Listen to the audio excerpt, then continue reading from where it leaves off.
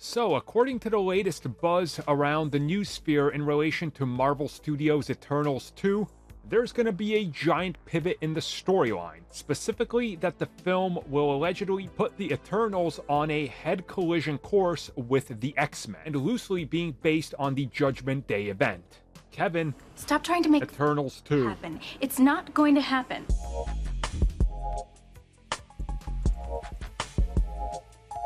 Okay, so maybe Eternals 2 will happen, and this is either a good thing or a threat. I'll let you decide in the comments below. But yeah, we're starting to hear a lot more in regards to Eternals 2. Certainly, a lot of the stars in relation to it don't know anything about it. But again, they're contracted, and they're typically the last ones to find out. We've covered it multiple times. They're literally told sometimes like 2 weeks before they're supposed to start shooting to show up, and here's your script.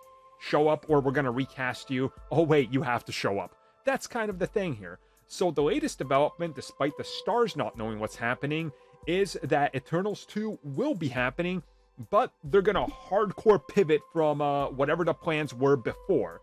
And this hardcore pivot is allegedly going to be based on trying to get everything sorted with the X-Men, and essentially building up the connection between the Eternals and the X-Men, because like in the comics, the Eternals are responsible for all sorts of gene splicing and everything, and they're entwined and intermixed with the Kree, the Skrulls, and all that in the prehistoric past, if you will. Let's just put it that way. So mutations can be the result of them messing with stuff. Again, there's thousands of years they didn't show us, so it's pretty easy.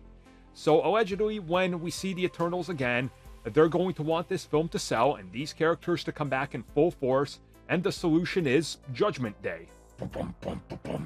And unlike the real Judgment Day, one of the greatest pieces of cinematic history of all time, I assume this won't be as good. Look, I'm sorry, I'm a Terminator 2 fanboy. It's in my top 3 of all time. Sorry.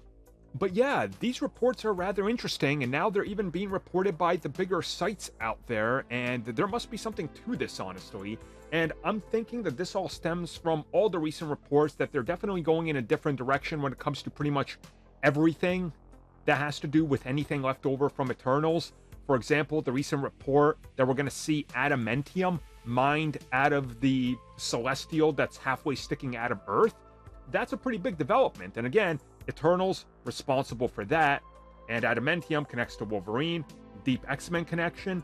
Like, there's a lot of stuff here if you just start connecting the dots, and it certainly sounds insane, but again, they don't have to follow comics loosely or, at all. They can make changes, and I think that's something we've come to expect.